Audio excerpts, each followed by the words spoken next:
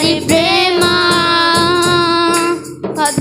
పదములు చాలని ప్రేమ ఇది, స్వరములు చాలని వర్ణనిది.